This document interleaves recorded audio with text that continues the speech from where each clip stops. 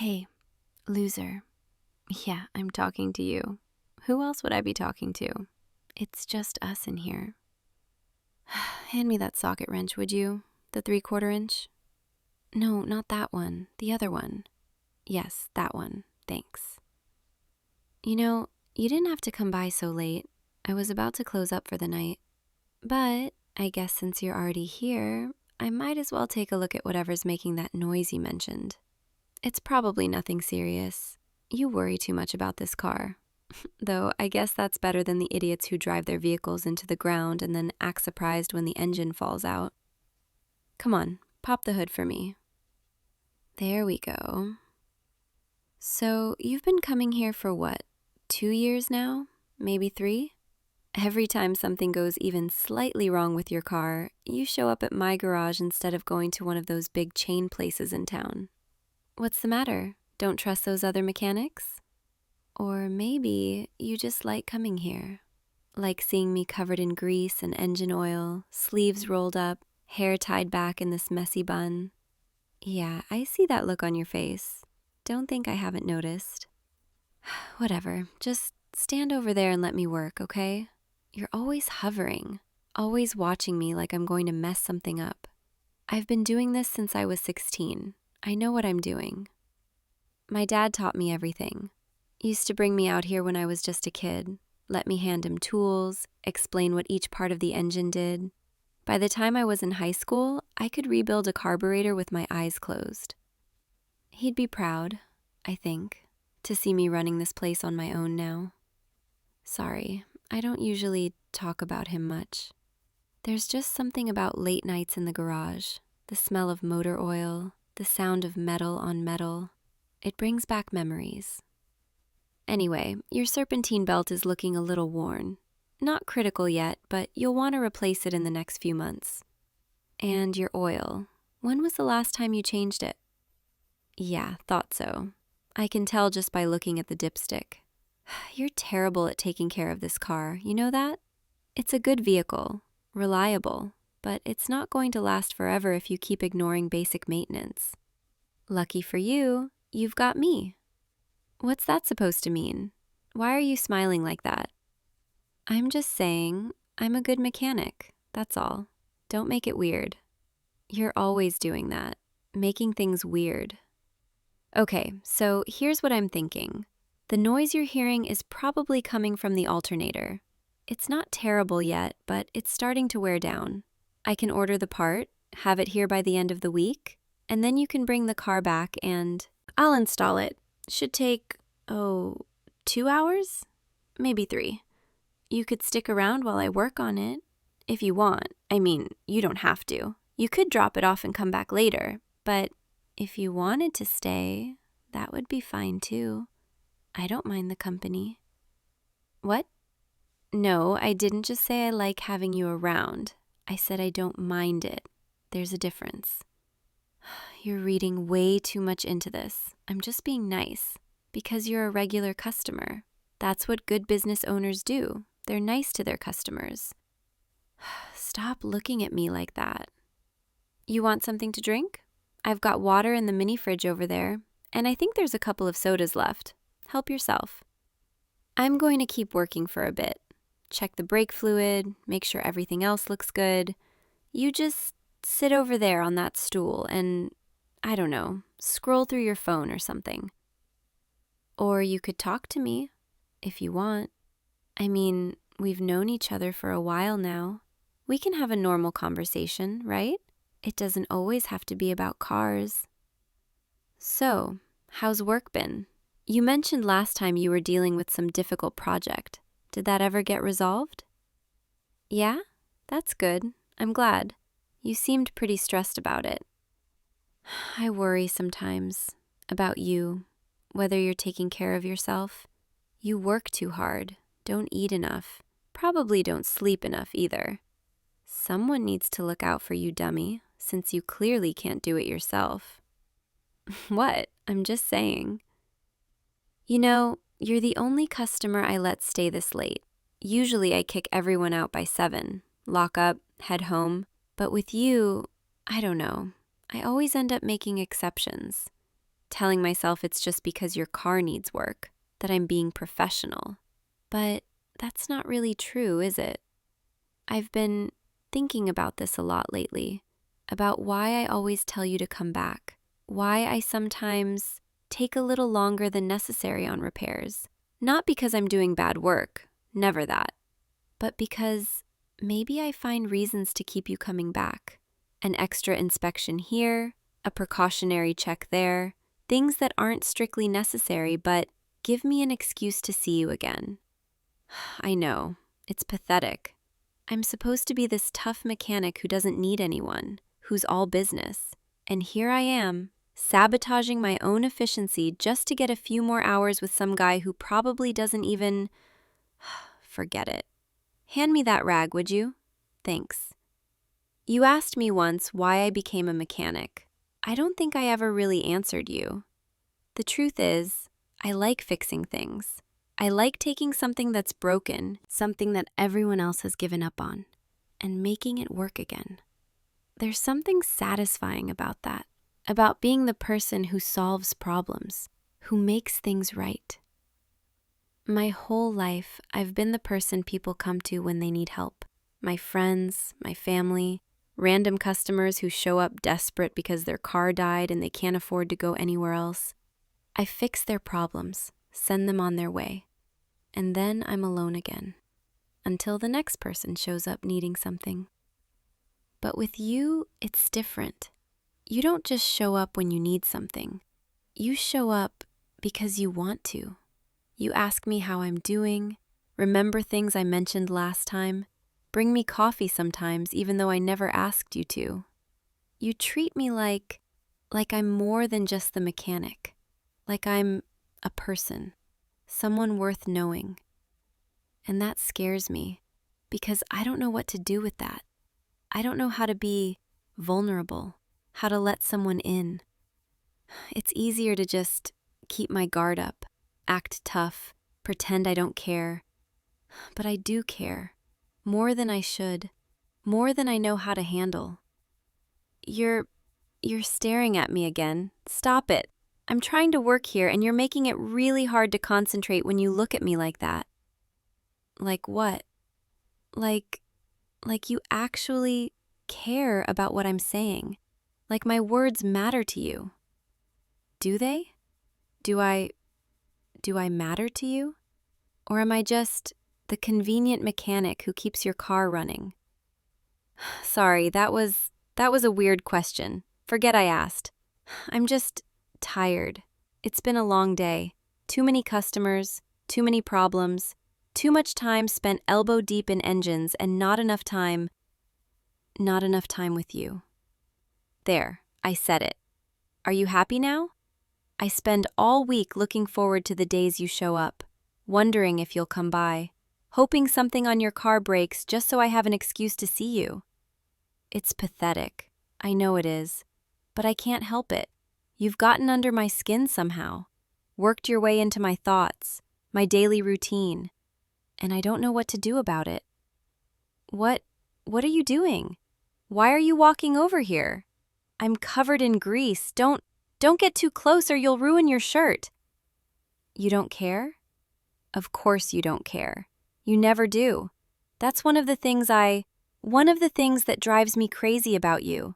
You just do what you want, say what you feel, while I'm over here overthinking everything, trying to keep my distance, trying not to let you see how much I've come to need these visits. Do you remember the first time you came to my garage? Your car had broken down on the highway. You got it towed here because we were the closest shop. You were so stressed, so worried about how much it was going to cost, whether you'd be able to afford it. I could have charged you full price. Should have, really. But I gave you a discount, told you it wasn't as bad as you thought, fixed it for half of what another place would have charged. You asked me why I was being so nice to some stranger, and I didn't have an answer, not one I could say out loud.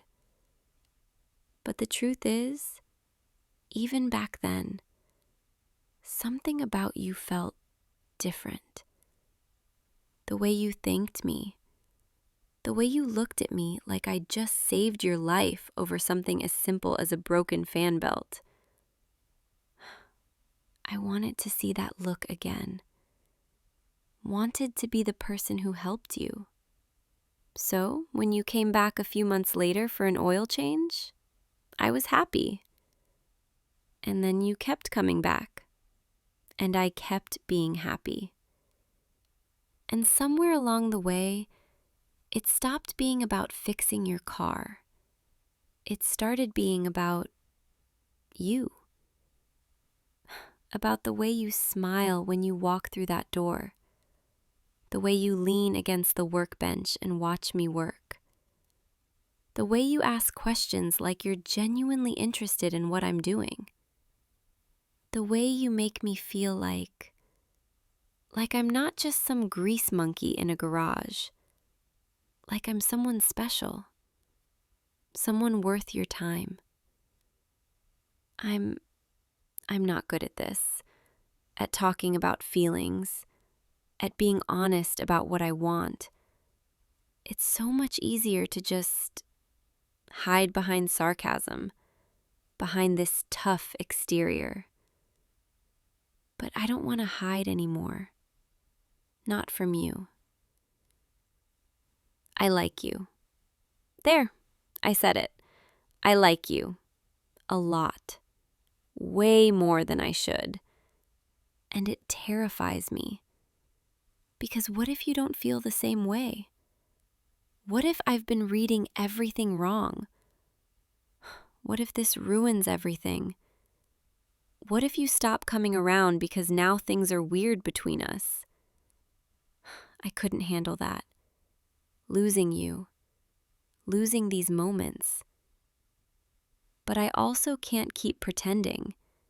Can't keep acting like you're just another customer when you're so much more than that. You're the person I think about when I'm working late and the garage is quiet. The person I look forward to seeing more than anyone else. The person who makes even the worst days feel bearable because I know, eventually, you'll walk through that door. And I'll get to see you again. So, yeah, I like you. And I don't know what to do about it. But I needed you to know. Needed to stop hiding. Stop pretending. Even if it means risking everything. You're not saying anything. You're just standing there, looking at me. Say something, please. Even if it's just to tell me I'm an idiot, that I've misread everything. At least then I'd know. At least then I could start trying to move on. Though, honestly, I don't think I'd ever be able to move on from you. You're kind of it for me. The person I compare everyone else to. The one I'll always wonder about. What? You feel the same way? You've felt the same way for how long? Months? Why didn't you say anything? Oh, because you thought I wasn't interested. Because I kept acting like you didn't matter, like I didn't care. I'm such an idiot. I've been pushing you away this whole time when all I really wanted was to pull you closer. I'm sorry. I'm so sorry. I should have been honest from the start. Should have told you how I felt instead of hiding behind this stupid tough girl act. But I was scared. Scared of being vulnerable. Scared of getting hurt. Scared of losing the one good thing in my life. But I don't want to be scared anymore. I don't want to waste any more time pretending I don't feel what I feel. So, if you're willing to give me a chance, if you're willing to put up with my stubbornness and my terrible communication skills, I'd really like to try this with you. You're smiling. Why are you smiling like that? Oh, you think I'm cute when I'm flustered? Is that it? Well, I guess I'm going to be cute a lot then, because you make me flustered constantly. The way you look at me, the way you listen, the way you're always just there. Steady, reliable, like a perfectly tuned engine. Listen to me, comparing you to a car, that's how much of a mechanic I am. But it's true, you're everything I didn't know I needed. And now that I have you, now that I know you feel the same way, I'm not letting you go. Fair warning, I'm probably going to be a little possessive, a little overprotective. If I see anyone else trying to get close to you, trying to take what's mine, I won't be happy about it. You're mine now. You understand that? And I'm yours. Completely, totally, embarrassingly yours. Come here. Closer. I want to be near you. No more keeping distance. No more barriers. Just us. You know what's funny? I've spent the last hour telling you your alternator needs replacing. But the truth is, it's fine. It'll last another year at least. I wanted an excuse to get you back here. To see you again. I know, it's manipulative. I'm a terrible person. But I couldn't help it. The thought of not seeing you for weeks, maybe months, it was unbearable. So I maybe exaggerated a little about how urgent the repair was. You're not mad, are you? Good, because I was going to do it anyway. Keep finding reasons to bring you back here. But now I don't have to. Now I can just ask you to come see me. And you'll say yes, because you want to, not because your car needs work. That's really nice. Having someone who wants to be around me, not because they need something, but just because. Can I hold your hand? I know it's covered in grease, but I just want to. Thank you. Your hand fits perfectly in mine, like it was always meant to be there. I could get used to this, to having you close, to not having to pretend anymore, to being able to just be honest about how I feel. It's terrifying, but also kind of amazing. So, what happens now? Do we go on dates? Do normal couple things? I'm not really good at that stuff. The whole romance thing. I am better with engines than emotions, better with wrenches than words. But for you, I'll try. I'll figure it out, learn how to be a good girlfriend, even if it means stepping out of my comfort zone, even if it means being vulnerable, being soft, because you're worth it. You're worth every moment of discomfort, every risk. You're worth everything. Stay with me tonight. Not like that. I just mean stay here in the garage for a little while longer. I'm not ready to let you go yet. I want to just sit here with you, hold your hand, talk about nothing. Enjoy this moment before the world comes rushing back in. Tomorrow we can figure out the details, what we tell people, how we navigate this. But tonight can just be ours. Just you and me, in this quiet garage, with the smell of motor oil and the dim overhead lights. It's not romantic, I know that, but it's us. It's where we started, where everything changed. And I kind of love that. You know, I think my dad would have liked you. He always said I needed someone patient, someone who could handle my stubbornness, someone who wouldn't give up on me, even when I was difficult. And you never gave up. You kept coming back, kept showing up, kept giving me chances to let you in, even when I was pushing you away. Thank you for that, for being persistent, for seeing something in me worth fighting for. I promise I'll make it worth it. I'll be the girlfriend you deserve, the partner you can count on.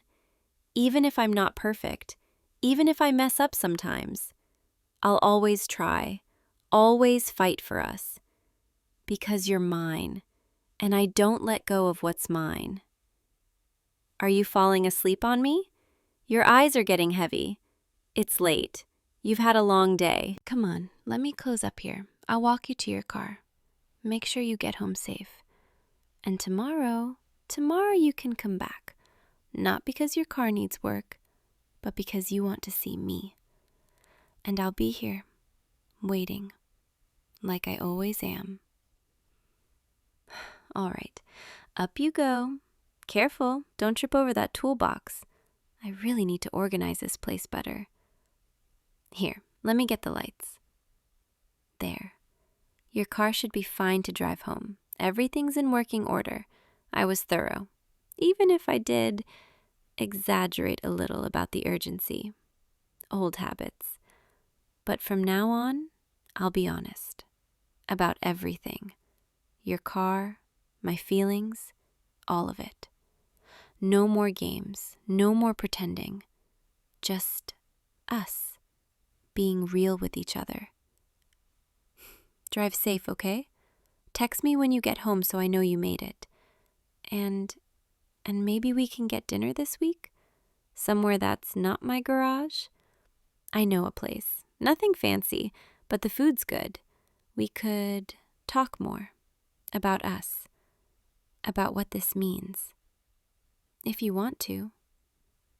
You do? Okay, good. I'll see you tomorrow then. And the day after that. And the day after that. You're not getting rid of me now, loser. I'm yours, for as long as you'll have me. Good night. Yeah, that was nice. Now go, before I find another reason to keep you here.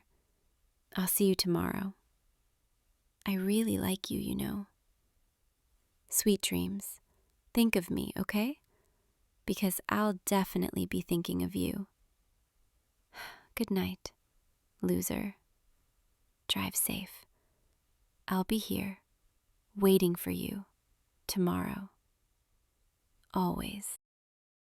Hey, wait up. Don't leave yet, okay? I know we just finished the session. I know you're probably tired and salty and ready to head home. But I need to talk to you about something. No, don't look at me like that. It's not bad or anything. Can we sit just for a minute? Yeah, right here is fine. The sand's still warm from the sun. You did really good out there today, you know. That last wave you caught, the way you carved that bottom turn. I was proud of you. You've come so far since the beginning of summer. Remember that first day, when you could barely stand up on the board for more than 3 seconds? You look like a baby giraffe learning to walk, all wobbly legs and flailing arms. I gave you so much crap for it too. Called you a kook, said you'd never make it past the whitewash. But look at you now. You're actually pretty decent. Better than decent, actually. You're good. Really good. And I've really liked teaching you. This whole summer, spending all this time out here with you, it's been really special to me. God, why is this so hard? Okay, so there's something I've been thinking about a lot, and I don't really know how to say it without sounding like a complete idiot, but I guess I just need to say it before I lose my nerve. You remember earlier today when we were waxing our boards before heading out, and that girl from the surf shop came over? The one with the long dark hair and the perfect beach body and the cute little bikini? She was flirting with you. Like, really obviously flirting with you. Asking about your board, touching your arm, laughing at everything you said, even when it wasn't funny. And you were being nice to her, because that's who you are. You're nice to everyone. But watching her lean in close and smile at you like that, it made me feel weird. Really weird. Not just annoyed. Not just protective, like, hey, I'm teaching him, back off. It was more than that. It was jealousy. Real, actual jealousy. And I haven't been able to stop thinking about it all day. During our whole session out there, every wave I caught, all I could think about was her touching your arm and you smiling back at her, and it was driving me crazy. I kept telling myself it didn't matter, that you're just my friend, my surf buddy, the guy I've been teaching all summer, but that's not true. And I think I've known it's not true for a while now. I just didn't want to admit it. Because admitting it means acknowledging that something changed between us. And I don't know when it happened exactly. I don't know if it was gradual or all at once, but somewhere between that first day when you face planted in the shore break and today, watching the sunset with you after our session, everything shifted. You shifted. Or maybe I did. Or maybe we both did.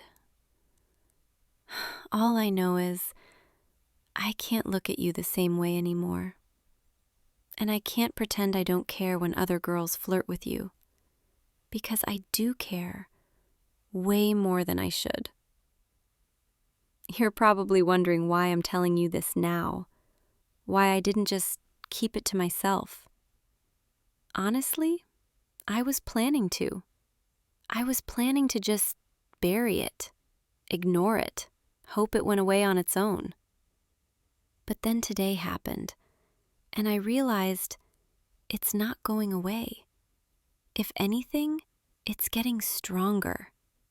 Every time we surf together, every time you catch a good wave and look back at me with that huge smile on your face, every time we sit on our boards out past the break, just talking and watching the horizon, every time you wipe out and I paddle over to make sure you're okay, even though I know you're fine, every single moment with you just makes it worse, makes these feelings deeper, harder to ignore.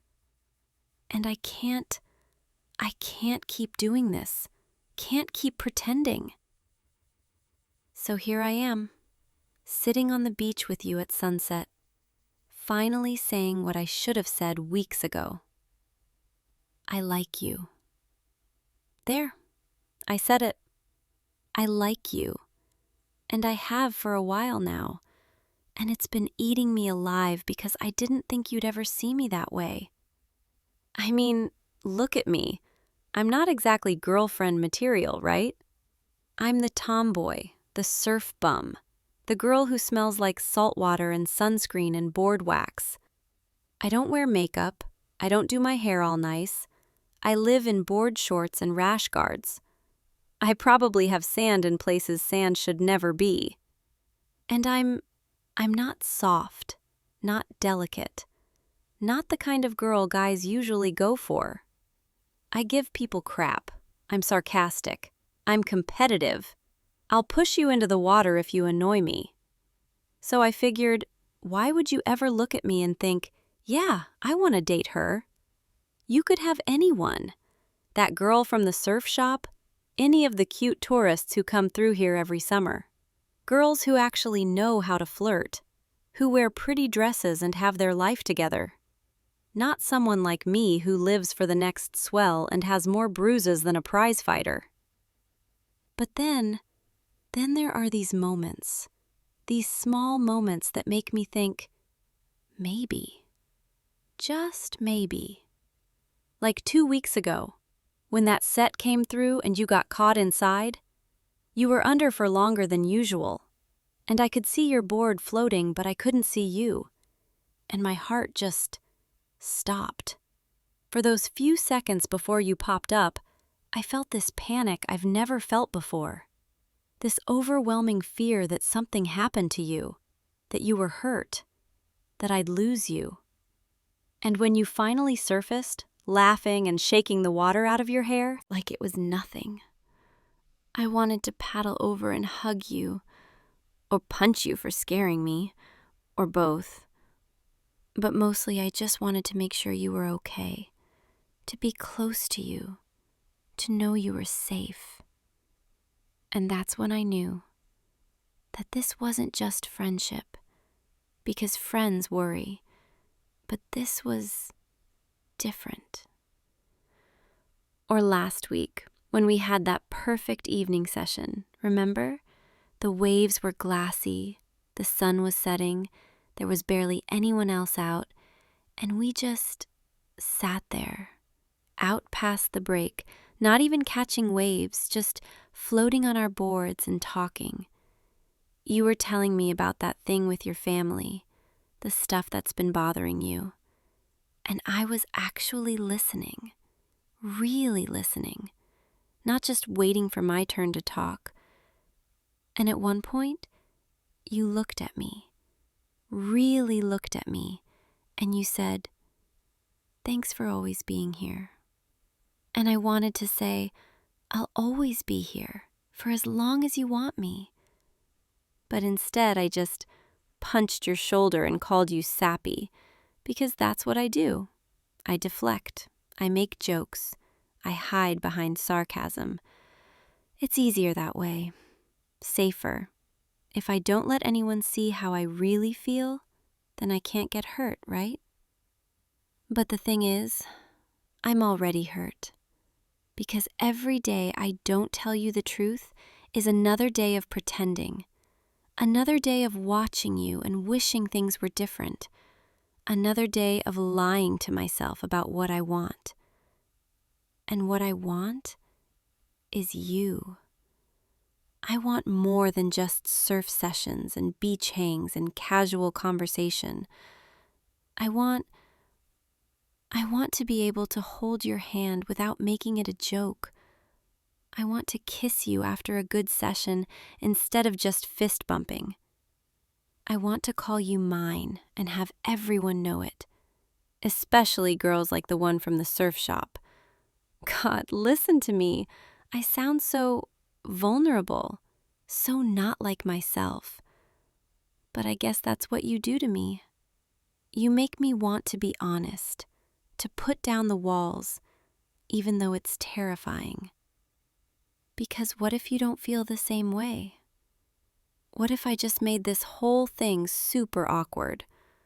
What if you've been seeing me as just a friend this whole time, and now I've ruined everything by admitting I want more? What if... Wait, what? What did you just say? You feel the same way? Are you serious right now? Or are you messing with me? Because if you're messing with me, I will push you into the water right now, I swear to God. You're serious. Oh my God. You like me too. I can't believe this is happening. I was so sure you were going to let me down easy. Tell me you value our friendship too much to risk it, or that you see me as one of the guys, or anything but this. But you've been feeling this way too? For how long? Since the beginning of summer, since we started these sessions? So we've both just been dancing around it, both too scared to say anything, both convinced the other person didn't feel the same way. We're idiots, both of us, complete and total idiots. But at least now we know. Now it's out there, and I don't have to pretend anymore. Don't have to hide how I feel. Can I ask you something? When did you know? Like, what moment made you realize you liked me as more than a friend? The first time we watched the sunset together? After that session in June? You remember how I made fun of you for being all sappy about it? Teasing you for staring at the sky like some kind of poet? But the truth is, I wasn't looking at the sunset at all. I was looking at you, watching the way the light hit your face, the way you smiled, and thinking, oh no, this is bad. I'm in trouble. Because I knew, even then, that you were going to be more than just some guy I taught to surf. You were going to be someone who mattered, someone I cared about, someone I couldn't just walk away from when summer ended. And now here we are, end of summer, almost time for you to go back to your regular life. And instead of just saying goodbye and moving on, I'm sitting here on the beach with you, confessing my feelings like some kind of romance movie. Never thought I'd be that girl, the one who falls for the guy she's teaching to surf. It's so cliche, so predictable. But I don't even care, because it's true, and because you feel it too. So what does this mean for us? Are we doing this? Making this official? Because I have to warn you, I'm not great at the whole girlfriend thing. I don't know how to be all soft and sweet and romantic. I'm still going to give you crap. Still going to be competitive about who catches the better waves. Still going to push you off your board when you least expect it. But I'll also be there for you. Always. I'll teach you every trick I know. I'll make sure you're safe out there. I'll listen when you need to talk. I'll sit with you in comfortable silence when you don't. And I'll make damn sure every girl within a 50-mile radius knows you're taken. Because you're mine now. Got it? No more cute surf shop girls flirting with you. No more random beach tourists making eyes at you. You're off the market. Claimed. Property of the local surf bum. Is that too possessive? Too much? Good, because I'm not backing down on that. I may not be a typical girlfriend, but I'm loyal and protective, and maybe a little bit jealous. Okay, a lot jealous, as we established today. The sun's almost completely down now. Look at those colors. This is my favorite time of day, when everything goes soft and quiet. When the tourists have left and it's just the locals who know how beautiful it really is. I'm glad you're here to see it with me. I'm glad we finally talked. I was so scared to say anything, so convinced it would ruin everything. But this feels right, doesn't it? Sitting here with you, no more pretending, no more hiding, just us.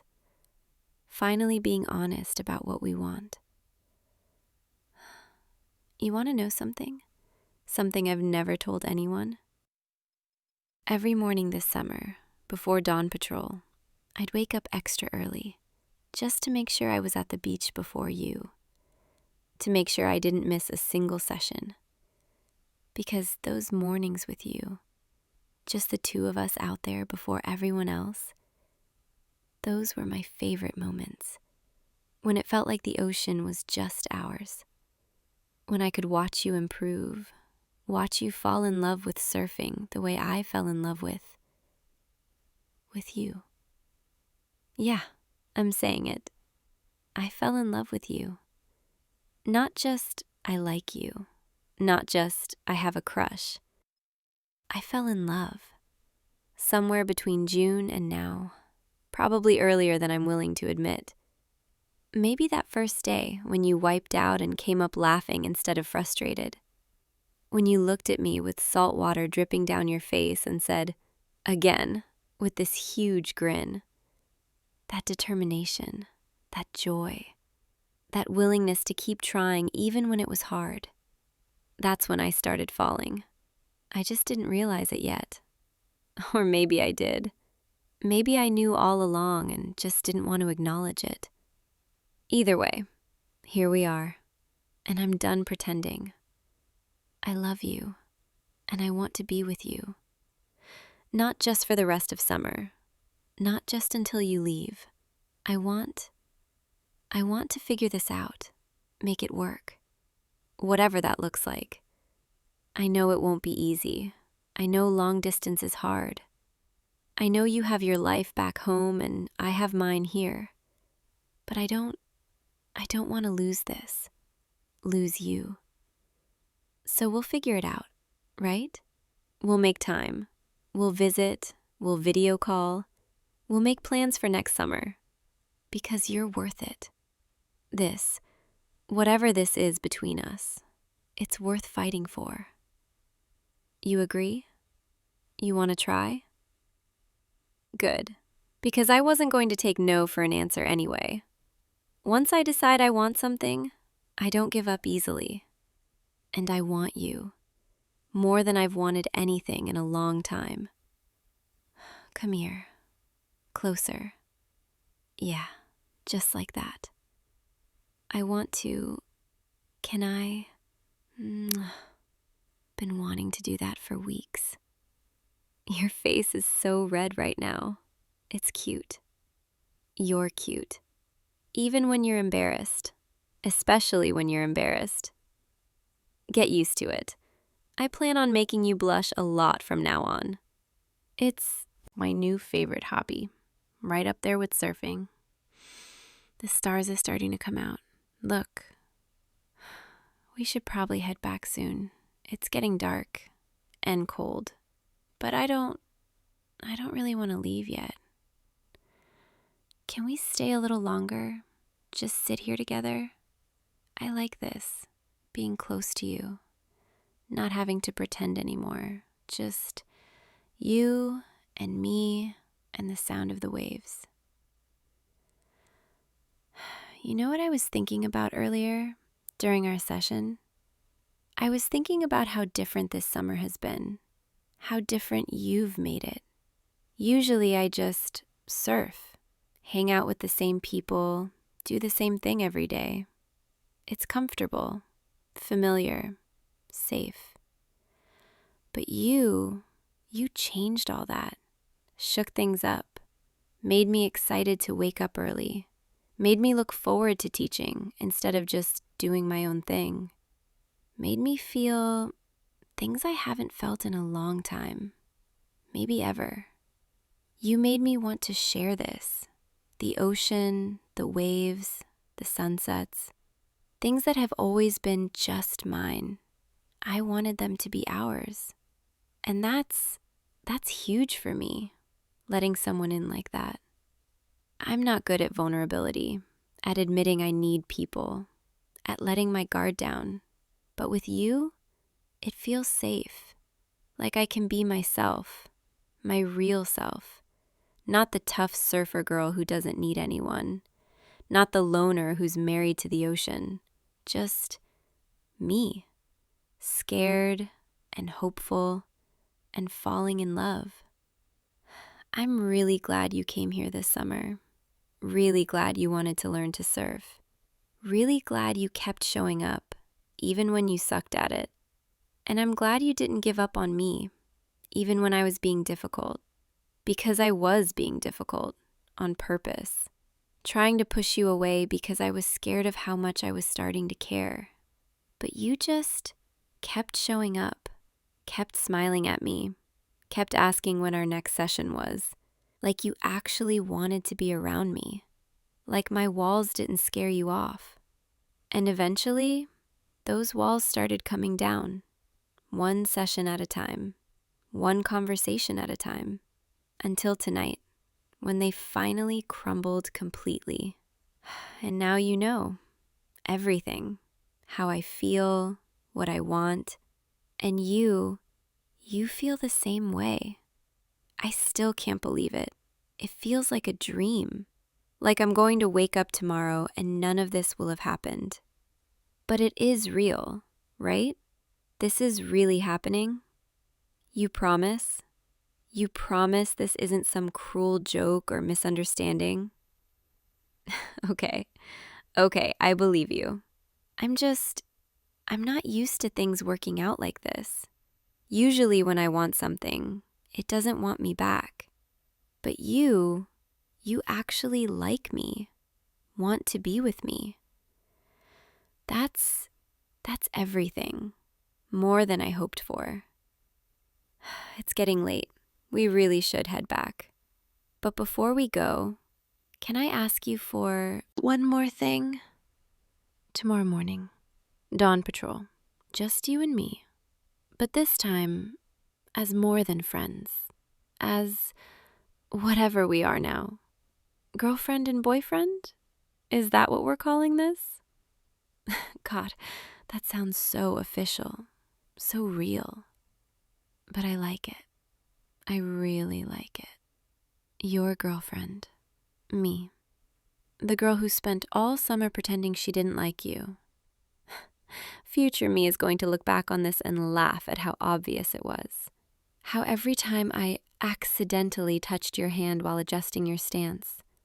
How every time I needed to demonstrate something right up close.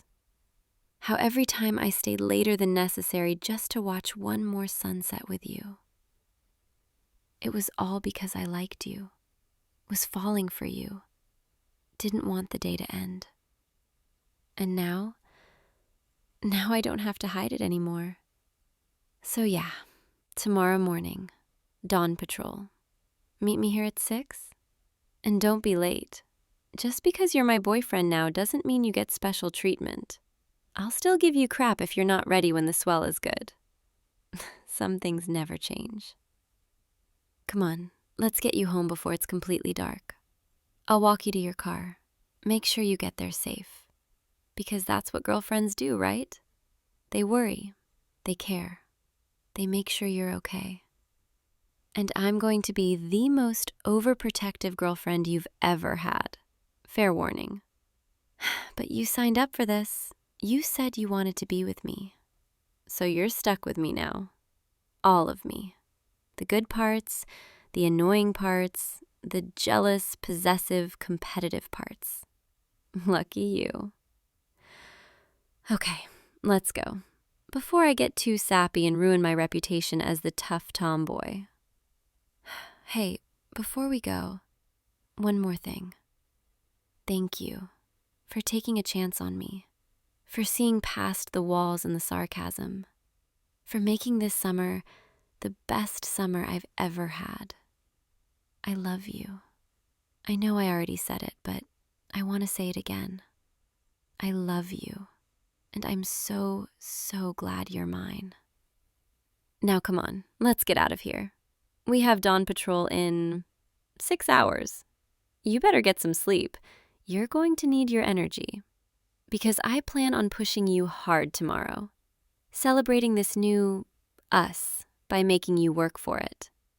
But I'll also make it fun, I promise. Everything's more fun when you're not pretending anymore. When you can just be with the person you love. Okay, let's go for real now. Walk with me. Hold my hand if you want. Yeah, just like that. Feels nice, doesn't it?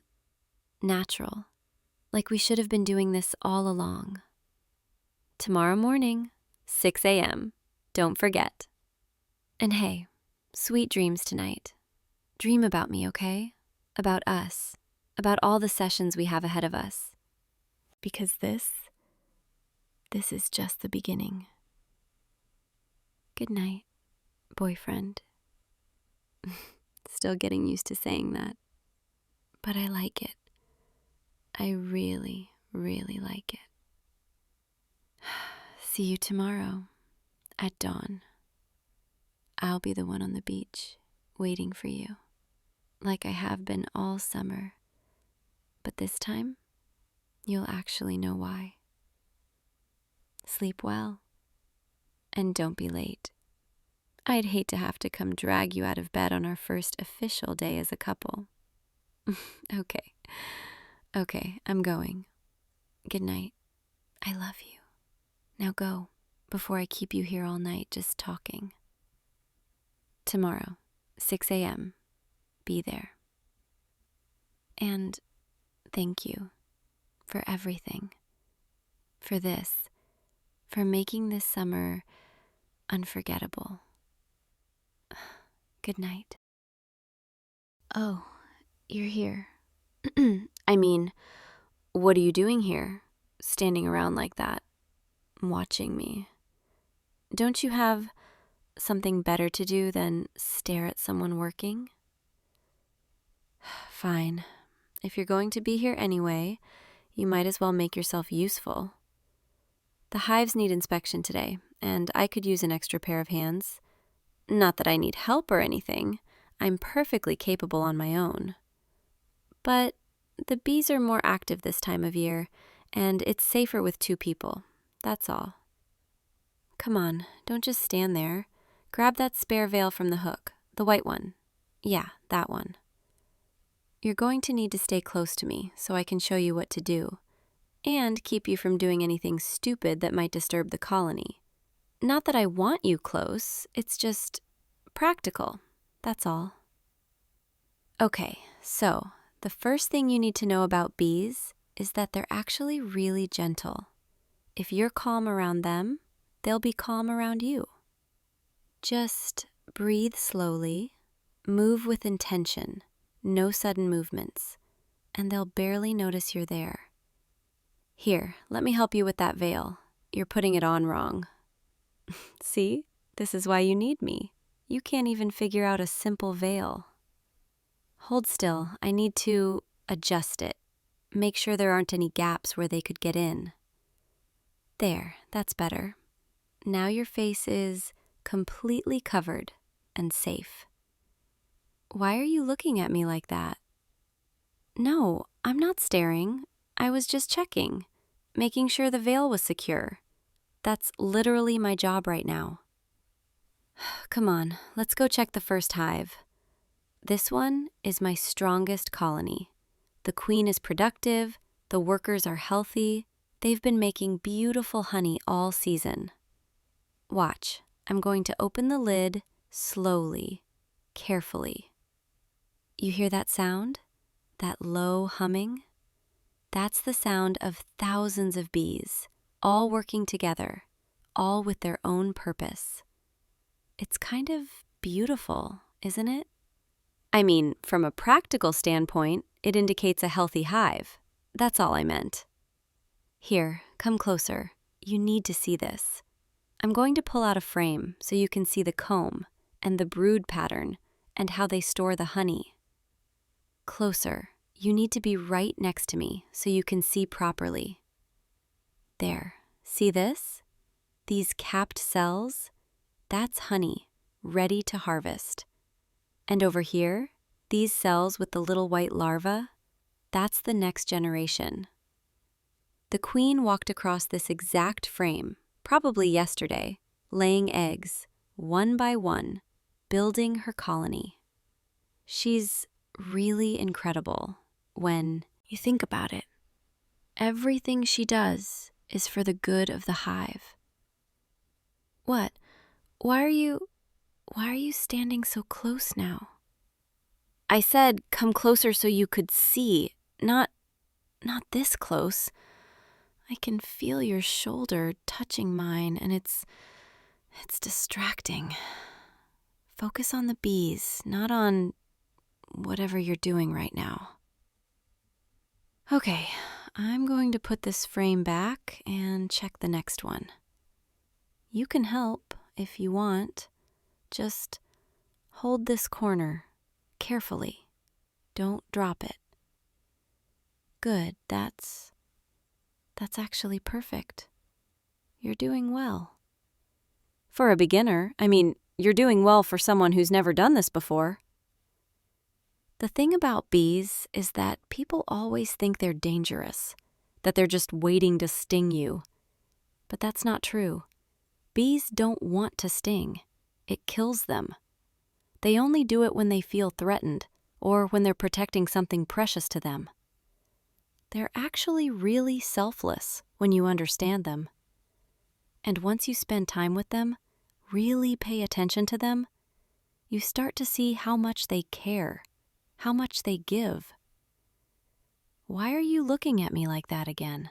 Stop it! I'm trying to teach you about beekeeping and you're just staring at me with that look. You're impossible, you know that? Let's move to the next hive. This one's done. Careful, step over that root, don't trip. Not that I care if you trip, I just don't want you falling into a hive. That would be problematic. This hive is a little newer. I started it this spring from a swarm I caught in May. I found them hanging in a tree, this huge cluster of bees, all huddled around their queen, looking for a new home. So I brought them here, gave them a place to stay, and they've been thriving ever since. See, I'm not as gruff as you think. I rescue bees. I give them homes. I'm practically a saint. What? Stop smiling at me like that. I'm serious, stop it. You're making this harder than it needs to be. Okay, I'm opening this one now. Same process, slow and careful. Come stand next to me again. I need you to hold the smoker. It's that metal can with the bellows. Yeah, that one. Give it a gentle puff, just enough to calm them down. Not too much. Perfect. Your hands are shaking a little. Are you nervous? About the bees? Don't be. I'm right here. I won't let anything happen to you. I won't let you get stung because that would be bad for the bees. They'd die. And I care about my bees. That's the only reason, obviously. You're blushing. I can see it, even under the veil. Your ears are turning red.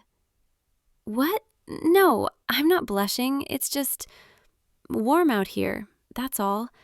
The sun's really strong today. Stop looking at me like that.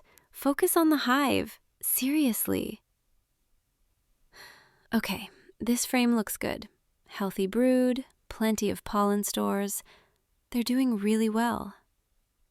You can touch the comb if you want, gently. Just run your finger along the edge. Feel the wax. It's smooth, isn't it? They make it themselves, these perfect hexagons, all fitting together. Your hand just brushed against mine. Was that on purpose, or... Never mind, forget I said anything. Let's just finish this inspection. One more frame, and then we're done with this hive. Can you hold the frame I just took out while I check this last one? Just hold it steady, both hands. Don't shake. There's a bee on your glove. Don't panic, just stay still. She's probably just curious, or maybe she thinks you smell like flowers.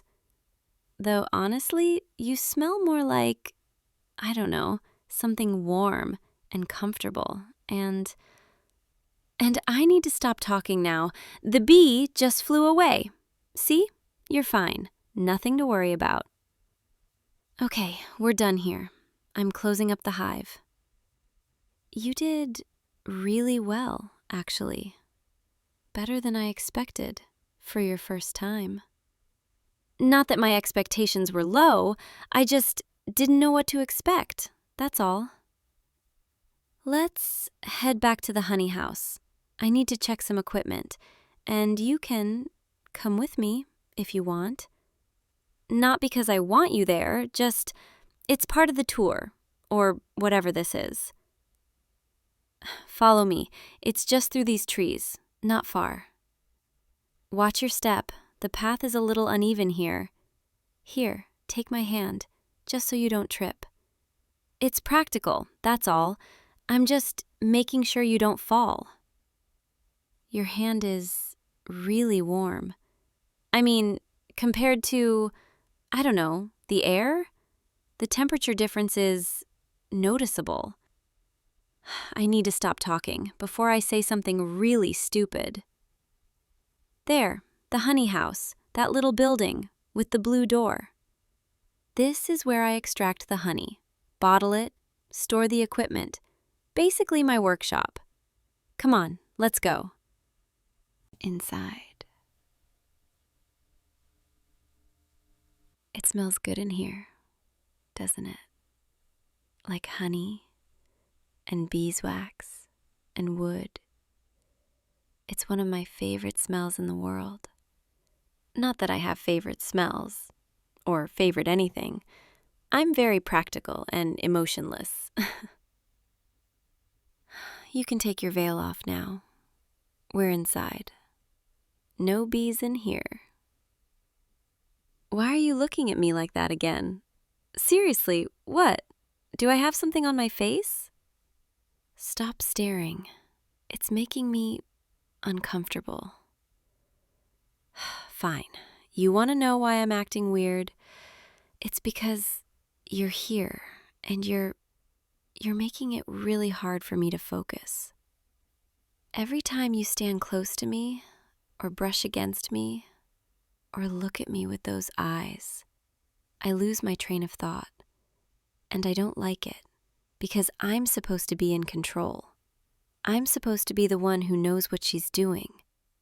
But around you, I feel like I'm constantly 1 second away from saying something I shouldn't. Like right now, I'm saying too much. I should stop. But I can't, because I've been holding this in for so long. Every time you come by, even just to drop something off or ask a question, I get this feeling in my chest. And I tried to ignore it, tried to convince myself it was nothing, just annoyance or I don't know. But it's not nothing, is it? It's something else, something I've been too scared to admit, because admitting it means being vulnerable, and I'm not good at that. I'm good at bees and honey and building things with my hands, but feelings? I'm terrible at feelings. You're still just standing there, listening to me ramble, and you're not saying anything. Are you waiting for me to finish? Or are you just confused about what I'm trying to say? Okay, fine. I'll just say it. I like you, okay? I've liked you for months, since the first time you showed up here, asking about local honey. And I was rude to you, because I didn't know what else to do, didn't know how to handle these feelings. So I pushed you away, acted like you were bothering me, when really, I was just scared. Scared that if I let you get close, you'd see how much I actually care, how much I think about you, how much I look forward to seeing you, even when I pretend I don't. And now you're smiling, and I don't know if that's good or bad. Please, say something, because I'm dying here. You feel the same way? You're serious. You're not just saying that to be nice? Oh, wow. I didn't expect. I mean, I hoped, but I didn't think. I'm sorry, I'm not good at this, at being happy without being awkward about it. Can I hug you? Is that allowed now? Okay, come here. You're really warm, and you smell nice, and I don't want to let go. But I probably should before I get too comfortable and forget how to be gruff. Here, sit down on this bench. I want to show you something. I saved some honey from the first harvest this season, the good stuff, the really golden batch. I was going to sell it, but I kept thinking maybe I'd give it to someone special if that person ever came along. And then you showed up, and I couldn't sell it because some part of me knew. Here, try this, just a little bit, on your finger. It's wildflower honey from the meadow hives. It tastes like summer and sunshine and everything good. Like how I feel when you're around. Okay, that was really cheesy. I'm sorry. I warned you I'm bad at this. You like it? The honey? Good. I'm glad. You know, bees communicate through dance. They do this little waggle dance to tell each other where the flowers are.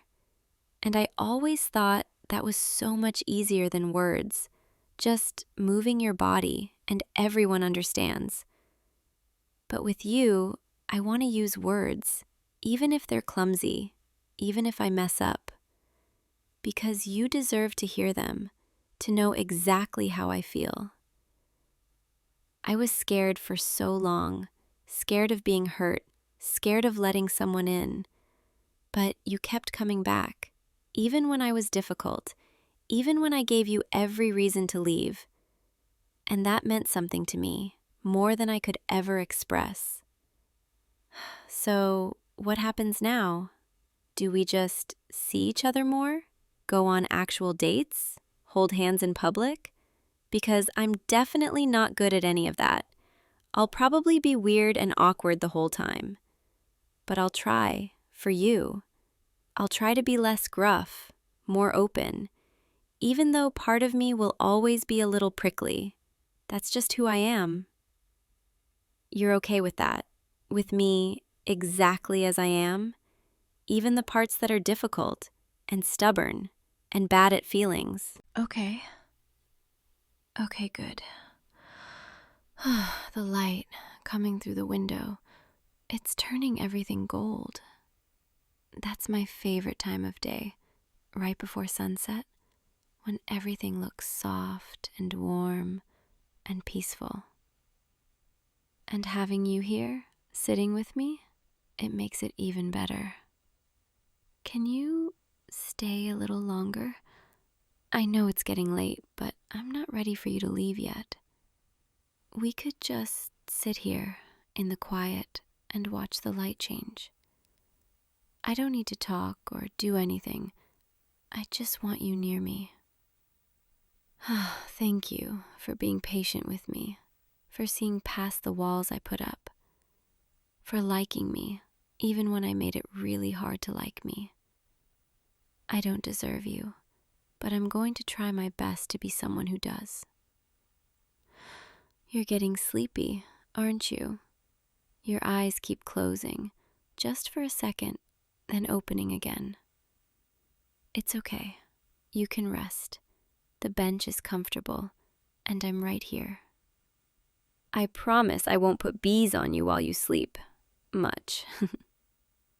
Here, lean against me. It's fine. I don't mind. There. That's better. Now you can actually relax. The bees will be settling down soon too, going back to their hives, clustering together for warmth. They have each other, and now I have you. And that makes everything feel complete somehow. I'll walk you home soon, when you're ready, I promise. But for now, just rest. Let the honey-sweet afternoon carry you. Let my voice and the quiet and the golden light surround you. You're safe here, with me, in this little honey house, where everything smells like summer, where the world feels slower, softer, kinder. where I can finally be honest about how much you mean to me. Tomorrow, I'll probably go back to being a little gruff, a little prickly, but now you'll know it's just my armor, my way of protecting this heart that feels too much. And underneath, I'm just a girl who keeps bees and fell for someone and didn't know how to say it. Until now. Until you. Sleep well, my sweet one. I'll be right here, keeping watch, like the bees keep watch over their queen, protecting what's precious, what's mine, what I never want to lose. I'll see you tomorrow, okay? Come by anytime. I'll always make time for You, even if I pretend I'm too busy. Because you are more important than any hive, any harvest, any honey in the world. Good night, my love. Dream of golden light and gentle humming, and someone who cares for you more than she knows how to say. Dream and rest, and know that you're cherished. Sweet dreams. Hey you, don't even think about heading to the clubhouse yet. Yeah, I know we just finished 18 holes. I know you're probably tired, but you and I need to have a little chat first. Right here, right now, on this fairway. What's that look for? You seem nervous. Good, you should be, because I've been watching you all afternoon, and I've got some questions. Like, who was that girl you were laughing with on the 7th hole? Yeah, her. The one with the perfect ponytail and the color-coordinated golf outfit and the way too friendly smile. Don't play dumb with me. You know exactly who I'm talking about. The one who kept asking you for swing tips, even though I'm pretty sure she didn't need them. The one who kept touching your arm every time you showed her how to grip the club. The one who laughed at every single joke you made, even the bad ones. And you just ate it all up, didn't you? Smiling back at her, being all patient and helpful, spending way too much time showing her your form. Meanwhile, I'm over here, your actual golf partner, watching the whole thing. Yeah, I saw everything. Every laugh, every smile, every time she leaned in just a little too close. And you know what the worst part was? You didn't even look at me once during all of it. Not once. Like I wasn't even there. Do you have any idea how that felt? Standing there with my driver, waiting for you to finish, watching you give someone else all your attention? I mean, I'm your golf partner. We've been playing together every weekend for months now. We have a rhythm, a dynamic, a thing. Or at least, I thought we did. But today it felt like you forgot all about that. Forgot all about me. And yeah, I know I'm being weird right now. I know I'm probably overreacting, but I can't help it. Because when I saw you with her, laughing and joking and being all you, something inside me just snapped. I've never been good at this stuff, okay? Feelings and emotions and all that mushy garbage. I'm better with birdies and bogeys, with competition and trash talk, with keeping score and winning. That's my comfort zone. But this thing I'm feeling right now, this is way outside my comfort zone. You're probably wondering why I even care so much. Why it bothers me that you were talking to some random girl on the golf course. I mean, we're just golf partners, right? Just friends who happen to play 18 holes together every week. Except that's not really true, is it? At least, not for me. I've been lying to myself for months now, telling myself that I just like having a consistent golf partner, that I just enjoy the competition, that I just appreciate having someone who actually knows the difference between a sand wedge and a pitching wedge. But that's not why I look forward to our weekend rounds. That's not why I always text you on Friday night to confirm our tee time. That's not why I spend way too much time picking out my golf outfits, even though I always end up in the same athletic gear anyway. The truth is, I like you. Like, really like you. in that stupid, annoying, can't stop thinking about you kind of way. And I have for a while now. I think it started, God, I don't even know when it started. Maybe it was that first time we played together when you showed up with that beat up old golf bag and those worn in shoes, and you actually kept up with me. Most guys I play with either try too hard to impress me or get all weird and competitive when they realize I'm better than them. But you just played. You laughed when you hit a bad shot. You congratulated me when I sank a long putt. You didn't make it weird. And I liked that. I liked you. Or maybe it was that time it started raining on the back nine, and instead of heading in like normal people, we just kept playing. We were completely soaked by the 14th hole. Our clothes were dripping, our grips were slipping, and we were both laughing so hard we could barely swing. That was a good day. One of my favorite days, actually. Or maybe it was all the little moments in between. All the times you'd help me read a green. All the times you'd retrieve my ball when it rolled into the rough. All the times you'd wait for me at the next tee box with that easy smile of yours. Somewhere along the way, I stopped seeing you as just my golf partner. I started seeing you as more. But I didn't know how to tell you that. I didn't know how to transition from trash-talking tomboy golf buddy to something else. So I just kept playing it cool, kept up the banter, kept pretending like I only cared about my handicap and my swing. And then today happened. Today, when I saw you with her, giving her all that attention I've been craving, I realized I couldn't keep pretending anymore. Because the thought of you playing rounds with someone else, laughing with someone else, maybe even liking someone else, it makes me feel like I just triple bogeyed the most important hole of my life. And I hate that feeling. I hate feeling jealous and insecure and vulnerable. But I hate the idea of losing you even more. So here I am, standing on this fairway with you, sunset starting to paint the sky all orange and pink, our golf bags propped up next to us, the course almost empty now. And I'm finally saying what I should have said months ago.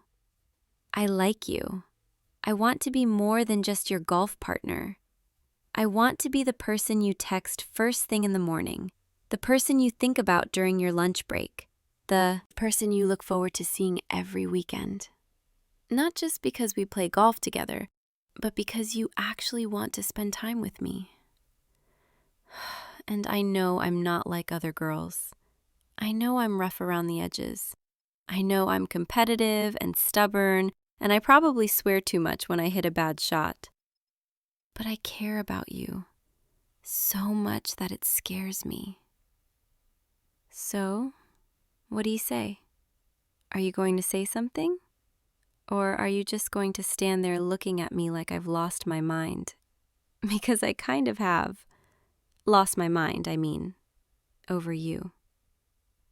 Your face is all red right now. Are you blushing? Or are you just sunburned from being out here all day? I'm hoping it's the blushing thing. That would be really cute, actually. God, listen to me, calling things cute, using words like feelings and care about you. Who even am I right now? This is what you do to me. You turn me into this softer version of myself, and I don't even hate it. Actually, I kind of like it. I like how you make me feel, how you make me want to be more open, more honest, even when it's terrifying. You know what the scariest part of all this is?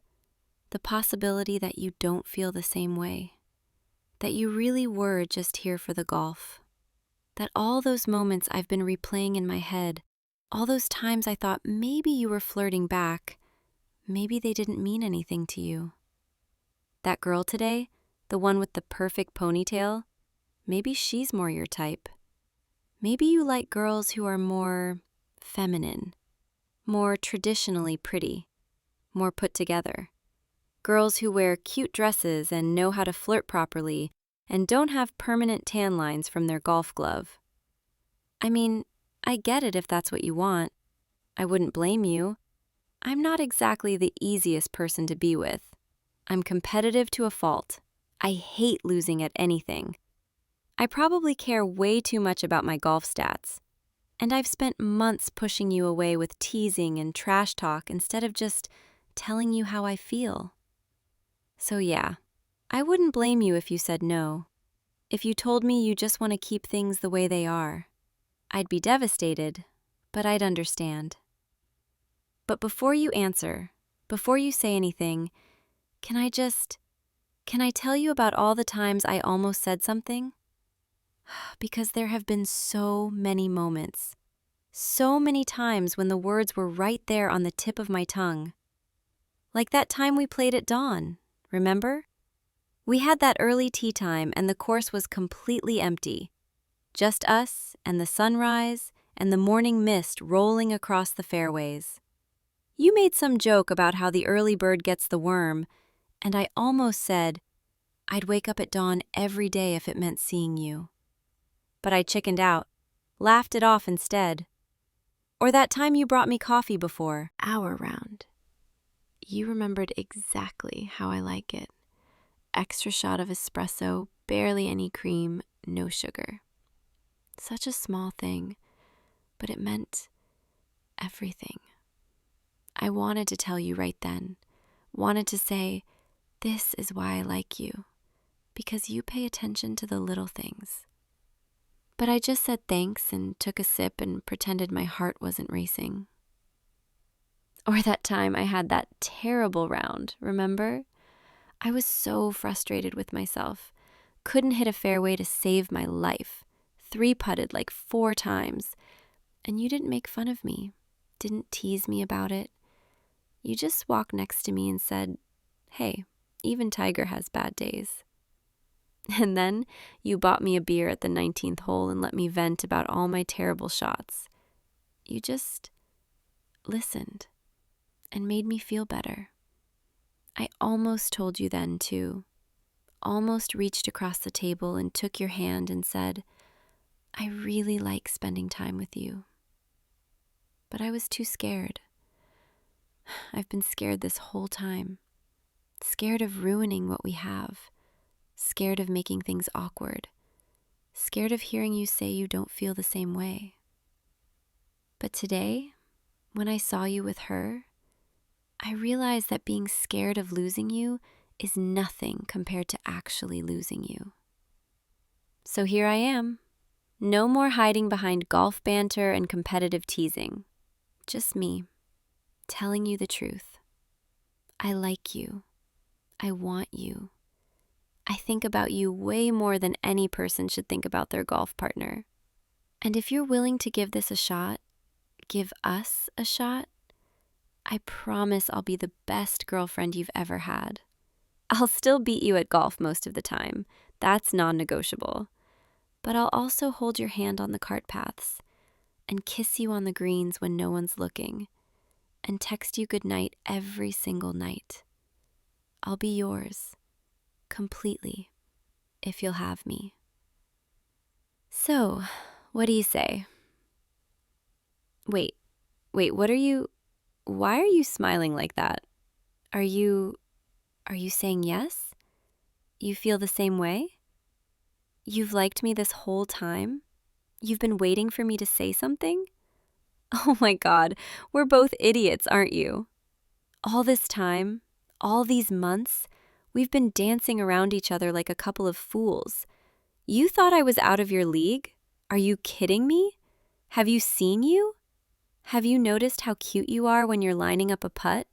Or how your face scrunches up when you're trying to read a green? I've been drooling over you since day one, dummy. And that girl today, the one I got all jealous about, you didn't even notice her flirting because you were too busy thinking about me. That's actually really sweet and really, really dumb, but mostly sweet. Come here. Come a little closer. No, closer than that. There, that's better. Now I can see every little detail of your face. The way your eyes crinkle when you smile. The way you're looking at me right now, like I'm the only person in the world. I really like that look. I want to see it every day. You know what this means, right? You're mine now, officially. My golf partner, my boyfriend, my person. And I'm not sharing you with anyone, especially not with Ponytail Girl from the 7th hole. I know. I'm being possessive, but can you blame me? I just spent months pining after you from across the fairway. Now that I finally have you, I'm not letting go. You're stuck with me, for better or for worse, for birdies and bogeys. Though, let's be honest, mostly birdies. Because I'm going to absolutely crush you on the course from now on. What? I can't let this relationship thing affect my competitive edge. That would be unprofessional.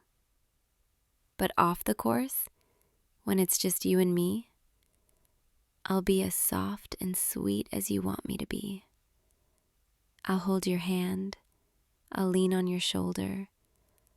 I'll let you wrap your arms around me and pull me close. All the things I've been dreaming about for months. All the moments I've been too scared to ask for. Starting right now. Can I kiss you? I've been thinking about it for so long, wondering what it would feel like, how you'd taste. And now, standing here with you, sunset painting everything golden, I can't think of a more perfect moment. Close your eyes. Just trust me, okay? Mwah. Wow, that was... wow. Your face is even redder now. That's adorable. What? Did you like that? Want me to do it again? Because I definitely want to do it again. Actually, I want to do it about 1,000 more times. But maybe we should get off this fairway first, before someone sees us and complains that we're holding up play. Even though the course is practically empty now. Come on, let's grab our bags and head back. We can walk together. Really together this time. Not just as golf partners, but as this. Whatever this is. Boyfriend and girlfriend. Dating. Together. God, that sounds good. I've been waiting so long to call you mine. Here, give me your hand. There we go. See? Perfect fit. Like we were always meant to hold hands on golf courses at sunset. I'm going to do this every time we play now, just so you know. Hold your hand between holes. Kiss you on the greens. Be absolutely insufferable with how much I like you. You better get used to it, because I don't do anything halfway. When I commit to something, I go all in. And I'm all in with you. 100%. No reservations, no holding back. You've got all of me now. The competitive part that wants to destroy you on the golf course. The soft part that just wants to cuddle with you after our rounds. The jealous part that will absolutely glare at anyone who looks at you too long. All of it, the whole package. And in return, I get all of you, right? Your terrible golf jokes, your patient teaching style, your easy smile that makes my heart do that stupid fluttery thing. Yeah, I want all of that. You know, I'm really glad you didn't actually like that girl today. I mean, I would have survived if you did, probably. I would have swallowed my feelings and been supportive and then cried into my pillow later. But this outcome, where you've been into me the whole time and we're finally together, this is so much better. The sun's almost down now. Look at that sky, all pink and orange and purple, like something out of a painting. Perfect ending to a perfect day. Well, perfect now anyway. Earlier was pretty rough, with all my jealousy and confusion and emotional turmoil. But it was worth it. All of it. Because it led to this moment. Walking off the course with you, hand in hand, officially together. I could get used to this. So, same time next weekend? We still have our standing tea time, right? Though now it's a date, an official golf date. I'll still beat you, but I'll kiss you afterward to make up for it. Fair trade? I'm really happy right now, in case you couldn't tell. Happier than I've been in, I don't even know how long. You make me happy, just by existing, just by being here with me. Thank you for that, for being patient with me, for waiting while I figured out my feelings, for not giving up on me. All right, we should probably actually head to the parking lot now, before it gets completely dark. Unless you want to stay out here under the stars, I wouldn't mind that either. Just you and me and the golf course and the night sky. Actually, that sounds kind of perfect. But I'm also starving, and I'm pretty sure the clubhouse kitchen closes soon. We can do the romantic stargazing thing another night, when we've planned for it. Right now, I just want to get some food and sit next to you and be together. Sound good? Come on then, let's go. My hand's getting cold anyway. You better warm it up for me. Yeah, just like that. Perfect. You're perfect. And you're mine. I'm never going to get tired of saying that. You're mine. My boyfriend, my person, my favorite golf partner in the entire world. I'll see you tomorrow, okay? We can text tonight. Talk about everything. About us, about how this is going to work, about all the things we want to do together. But mostly, I just want to talk to you, hear your voice, know that this is real, that we're real. Because it still feels a little bit like a dream, a really, really good dream. Sweet dreams tonight. Think of me, okay? I know I'll be thinking of you. Probably won't be able to think of anything else, honestly. Good night, my golf partner, my boyfriend. I really like the sound of that. See you on the fairway tomorrow, and every day after that. Sleep well. Hey, using, stop right there. Yeah, I'm talking to you. Don't even think about pretending you didn't follow me up here. Look, I don't know what you think you're doing, trailing behind me like some kind of stalker, but this is my spot, and you need to leave. What do you mean you weren't following me? I saw you, 3 blocks back, then at the corner store, then at the fire escape, and now, here you are on my rooftop. This isn't a coincidence, and we both know it. So, are you going to tell me why you're here? Or are you just going to keep staring at me like that with those stupid, soft eyes? Don't look at me like that. I'm serious. This is private property. Well, technically it's abandoned property, but still, it's mine. I claimed it, and you're trespassing. You want to know what I'm doing up here? At midnight? With a backpack full of spray paint cans? Isn't it obvious? I'm painting, creating art, expressing myself. All that poetic garbage people say when they don't want to admit they're breaking about 7 different city ordinances. But you already knew that, didn't you? You've been watching, noticing. That mural on 5th Street, the one with the phoenix rising from the ashes, with the sunset colors bleeding into midnight blue, you stopped to look at it last week. I saw you, standing there for almost 10 minutes, just staring. And the piece behind the old theater, the one with the 2 hands reaching for each other across a galaxy of stars, you took a picture of that one. I watched you from across the street, pretending to be on my phone.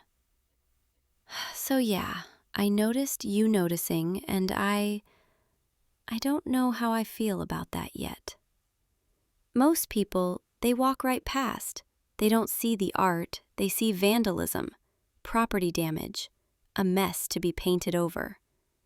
But you see it differently, don't you? That's why I've been watching you back, trying to figure out what your deal is, why you care, why you keep coming back to the same spots like you're looking for something, or looking for someone. Okay, fine. You want the truth? The truth is, I've been painting in places I know you'll see, leaving pieces along your route to work, near your apartment, outside that coffee shop you go to every morning. And before you freak out and call me the stalker, I'm not. I pay attention. I notice things. I notice you. And maybe I wanted you to notice me too, even if you didn't know it was me, even if all you saw was the art. Because it's easier that way, you know? Easier to pour everything I'm feeling onto a wall with spray paint and stencils and color than to actually say it to your face, like I'm doing right now, which is terrifying, by the way. God, I can't believe I'm actually telling you this. I had a whole speech planned, a whole defensive rant about artistic integrity and urban expression, and now I'm just rambling like an idiot. You're not saying anything, you're just standing there, looking at me with that expression, that soft, patient, understanding expression. And it's making this so much harder. Say something, please. Tell me I'm crazy. Tell me to leave you alone. Tell me anything. You're asking if the art, if all of it was for you? What do you think? Every single piece, every mural, every tag, every color choice, every symbol, it was always for you. Even before I knew your name, before I knew anything about you except that you had this way of looking at the world like you were searching for beauty in all the broken places. I saw you one night, about 6 months ago, standing in front of that condemned building on 7th, the one that got tagged by every crew in the city, just layers and layers of chaotic color and words and anger. And you were smiling.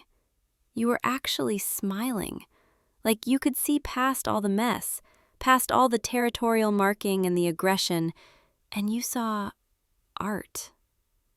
And I thought, this person gets it. They understand. So I started painting, really painting, not just tagging my name or throwing up quick pieces, but creating, storytelling, pouring my heart onto concrete and brick. And I started painting for you, even though you didn't know it, even though I told myself I was doing it for me, for my own expression, for the culture. But every time I picked up a spray can, every time I mixed colors, every time I chose a wall, I was thinking, will he see this? Will he understand what I'm trying to say? Will he know? Will he know that I'm completely, hopelessly, stupidly in love with him? There, I said it. Are you happy now? I admitted it. The big, scary feeling I've been running from for months. And you're still not saying anything. You're just looking at me. And I can't tell if that's good or bad or... Wait, are you smiling? Right now, in this moment, after I just confessed to basically stalking you with street art, you're smiling? What does that mean? You're saying you knew? You knew it was me? How could you possibly? The signature. You noticed my signature. That tiny little symbol I hide in every piece. The one that looks like a heart, but it's actually two spray paint caps overlapping. Of course you noticed. Of course you figured it out. Because you actually look. You actually see. And you've been coming back to see more, to find the next piece, to follow the trail. So this whole time, while I thought I was being mysterious and artistic and clever, you knew. You knew it was me, and you kept coming back. Why would you keep coming back unless you feel... Do you feel the same way? You're nodding. You're actually nodding. And I don't know what to do with that. I don't know how to process. I spent so long convincing myself that this was one-sided, that I was just some weird artist with a crush, projecting feelings onto a stranger who probably didn't even remember my face. But you remember. You've been paying attention too. You noticed when I changed my hair. You noticed when I started wearing this jacket. You noticed the paint stains on my hands that one time we passed each other in the coffee shop. And you smiled at me. And I ran away because I didn't know what to do with that smile, with the way it made my heart race, with the way it made me want to create something beautiful just for you. So I did. I went home that night and I painted. I painted for 6 hours straight until my hands were cramping and my eyes were burning, and I created the biggest piece I've ever done, the one on the east wall of the old factory, the one that takes up 3 stories, with the figure reaching toward the sky, surrounded by stars and color and light. That was you, the figure. It's always been you, reaching, dreaming, existing in this space between reality and something more beautiful. And I thought, if I could just capture it, if I could just show you how I see you, maybe somehow you'd understand.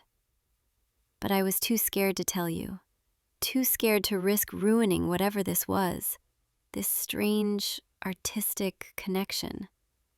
So I kept painting, kept leaving pieces, kept hoping that maybe, somehow, the art would speak for me. And I guess, in a way, it did.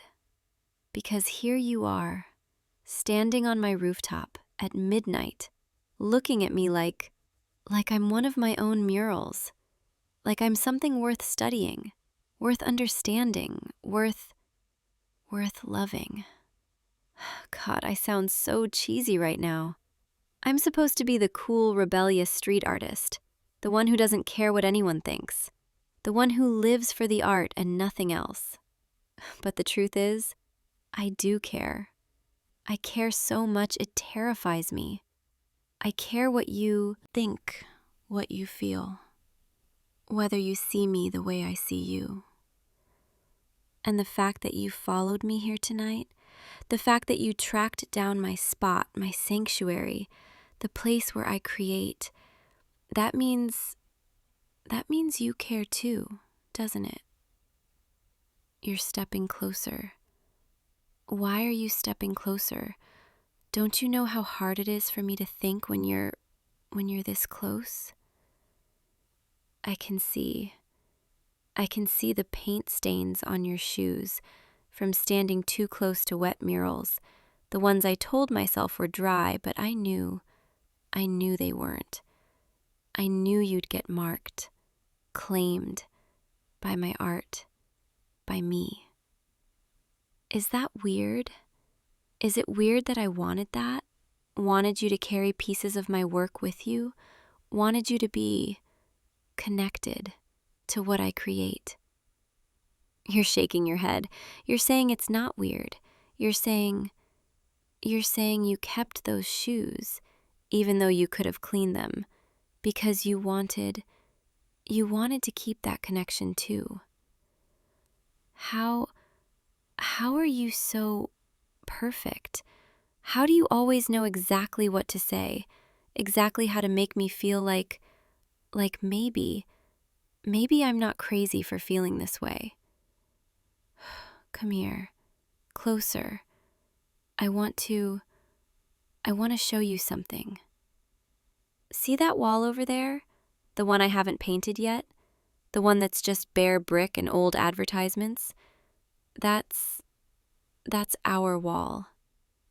I've been saving it for months, waiting for the right moment, the right inspiration, the right reason to fill it with something meaningful.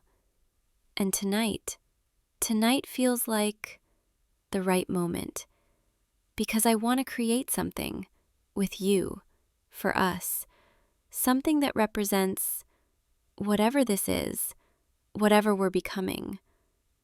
Unless you don't want that, unless this is too much too fast and I'm being intense and overwhelming and you're touching my hand, you're taking the spray can from my backpack and you're asking me to teach you, to show you how to create with me.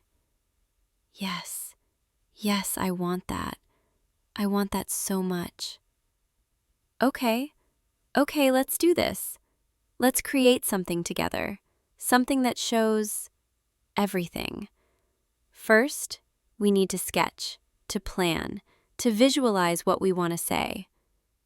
What do you want to say to the world, to me, to everyone who passes by this wall?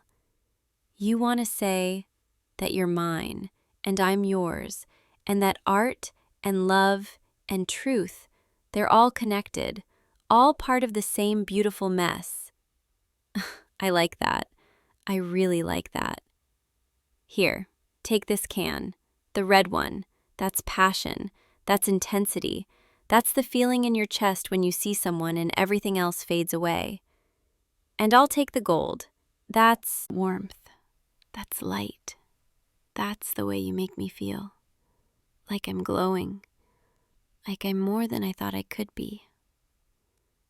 Now, together, we start from the center, from the heart, and we build outward, layer by layer, color by color, until we've created something that didn't exist before. Something new, something ours. Shake the can. You have to shake it until you hear the ball bearing mixing the paint. There, perfect. Now, aim, steady your hand, and when you're ready, press. There, see? You're already creating. You're already leaving your mark on this wall, on this city, on me. I'm adding the gold now. See how it catches the light? How it dances with your red? How they blend at the edges, creating something in between, something that's both of us. Keep going. Don't stop. Let the colors flow. Let the shapes emerge. Don't overthink it, just feel. Feel what you're trying to say. Feel what you want the world to know. Feel me standing next to you, breathing in sync, creating in harmony. This is what I've been dreaming of. This moment, this connection, this act of creation together. Your hand, it's trembling. Are you nervous? Or are you feeling what I'm feeling? That electric current running between us, that magnetic pull, that sense of rightness. It's okay. I'm trembling too, because this matters. This matters more than any piece I've ever created alone. We're halfway done now. The foundation is there. The colors are mixing. The vision is taking shape. And I'm realizing as we paint, as we create this together, that I was wrong. I was wrong to think I could do this alone, to think I was better off hiding behind my art, using it as a shield instead of a bridge. Because this collaboration, this shared expression, it's so much more powerful than anything I could create by myself. You complete the picture. You always have. Even before I knew your name, even before tonight, you were the missing piece, the color I couldn't quite capture, the emotion I couldn't quite express. And now you're here, painting beside me, adding your mark, your voice, your heart to mine. We're almost finished. Just a few more details, a few more layers. And then we step back and we look at what we've created and we see ourselves reflected in color and light and texture. There, the final stroke, yours and mine, meeting in the center, completing the circle, closing the loop. It's beautiful. We're beautiful. Together. Look at it. Really look at it. See how your red passion grounds my golden warmth, how my light brings out the depth in your color, how neither would be complete without the other. That's us. That's what we are. Separate but connected, different but complementary, individual but stronger together. I want to add one more thing, if that's okay. I want to sign it, but not with my usual signature. I want to sign it with both our initials, intertwined, inseparable. Because that's how I want this to be. Us, intertwined, inseparable, from this moment forward. You're nodding. You're saying yes. You're handing me the black can for the outline, for the signature, for the permanent mark. Here goes. Your initial first, because you came into my life and changed everything, shifted my entire perspective, gave me a reason to create beyond myself. And then mine, wrapped around yours, protective, devoted, claiming, because that's what I am now. Yours, completely, irrevocably, yours. There, it's done. We're official, in the only way that matters to me, in art, in permanence, in truth. This wall, this piece, it's ours. And tomorrow, and the day after, and for as long as this building stands, people will see it, and they'll know. They'll know that love exists, that connection is real, that two people found each other in this massive, chaotic city and created something beautiful. together. And maybe they'll feel inspired to create their own beauty, to find their own connection, to take the risk, to be vulnerable, to love.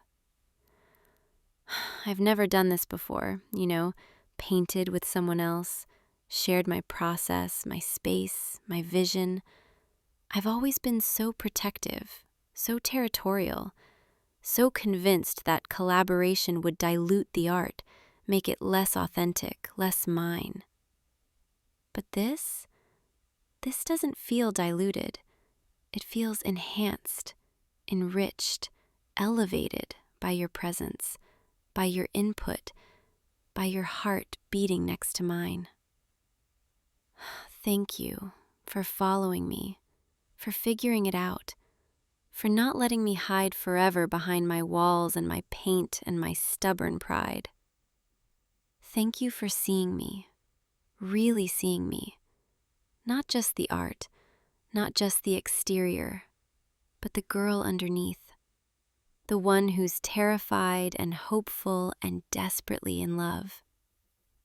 And thank you for being here, for saying yes, for picking up a spray can and painting with me, for taking this leap into whatever we're about to become. Can I hold your hand now that we're done painting? Now that our hands are covered in red and gold and possibility? There, your fingers, laced with mine, paint-stained and perfect, just like everything about this moment. I don't want to leave this rooftop. I don't want this night to end. Because right now, in this moment, everything feels right. But we should probably sit. My legs are shaking from adrenaline and nerves and happiness. So much happiness, I don't know what to do with it all.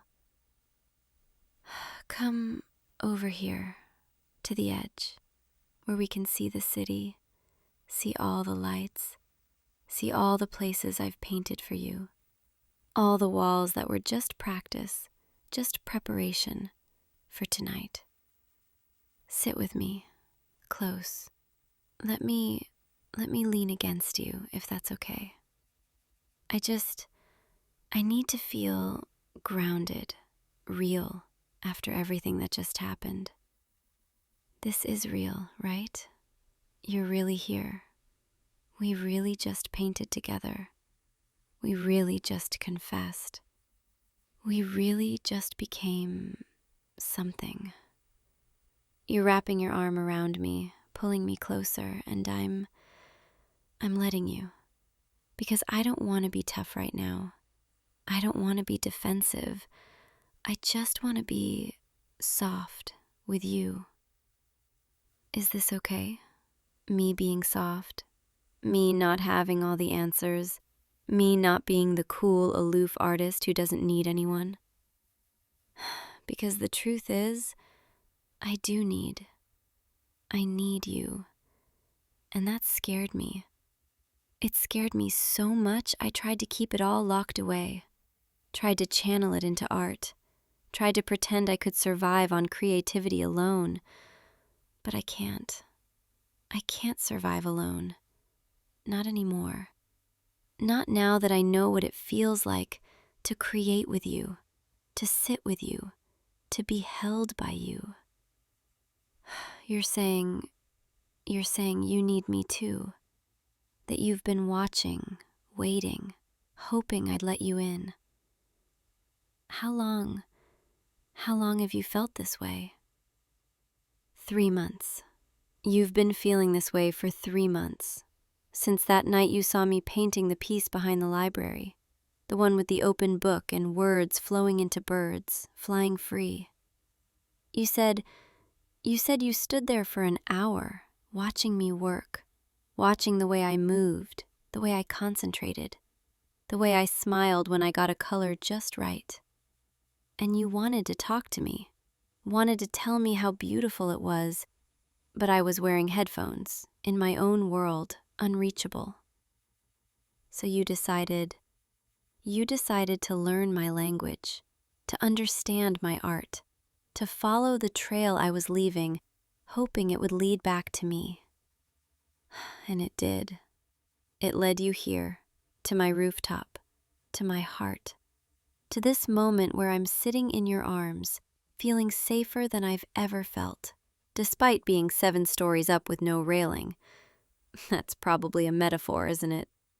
Dangerous height, no safety net, just trust and faith, and the feeling that somehow, with you, I won't fall. Or maybe I will fall, but you'll fall with me, and we'll figure it out together, paint-stained and reckless and completely in love. I like the sound of that. Falling with you, creating with you, existing with you. The city looks different from up here, doesn't it? All those lights, all those lives, all those stories happening simultaneously, independent yet interconnected. Kind of like us. We were both out there, living our separate lives, following our own paths, until those paths converged on a street corner, in front of a mural, in this moment. Do you believe in fate, or do you think it's just random, coincidence, chaos pretending to have meaning? I used to think it was all random, that we assign meaning after the fact, that we create narratives to make sense of senselessness. But now I'm not so sure. Because how else do you explain this, us, the perfect timing, the mutual recognition, the way we both somehow knew? Maybe it doesn't matter. Maybe it's enough to just be grateful, to accept the gift, to not question the how or why, just enjoy the what. And what we have, what we are, it's everything I didn't know I was searching for. Your heartbeat, I can feel it, steady, reassuring, a rhythm I want to memorize, want to match, want to sync with, until I can't tell where yours ends and mine begins. Can we stay here just a little longer before we have to go back down, back to reality, back to our separate apartments and morning routines and the pretense of normalcy? Because up here, on this rooftop, with our mural drying behind us and your arms around me, this feels like the only reality that matters. Tomorrow I'll go back to being the tough street artist, the girl who doesn't need anyone, the lone wolf with a spray can and attitude. But tonight I'm just yours, completely, vulnerably, perfectly yours. And you're mine. You know that, right? You're mine now. I painted my claim, signed our names, made it permanent. Okay, that sounded kind of possessive, kind of intense, kind of... You're laughing. Why are you laughing? I'm being serious. You can't just let me create art about you and with you and then decide to leave. That's not how this works. You're saying you're not going anywhere, that you want to be mine, that you've wanted that since the moment you first saw my work. Okay, good. Because I don't think I could survive losing you now. Not after finally finding the courage to let you in. I'm getting sleepy. The adrenaline is wearing off, and the exhaustion is settling in. My eyes are getting heavy. My body is relaxing, melting into you. Is it okay if I close my eyes for a minute? Just rest here in your arms, under the stars, next to our art. Don't let me fall asleep completely, though. We should probably get down eventually, before the sun comes up, before someone sees us. Although, part of me doesn't care. Part of me wants the whole world to see, to know that you're mine and I'm yours, and we created something beautiful together. But the practical part, the part that doesn't want to get arrested for trespassing, that part says we should probably head down soon. Just 5 more minutes. Give me 5 more minutes of this, of peace, of contentment, of feeling like I'm exactly where I'm supposed to be. You're kissing my forehead, softly, gently, like I'm something precious, something worth cherishing, something more than just paint and attitude and defensive walls. Do that again, please. I want to memorize the feeling, want to carry it with me, want to pull it out like a memory whenever I'm painting alone, whenever I'm doubting, whenever I'm scared. There. Perfect. You're perfect. This is perfect. We're perfect. Okay, I'm ready.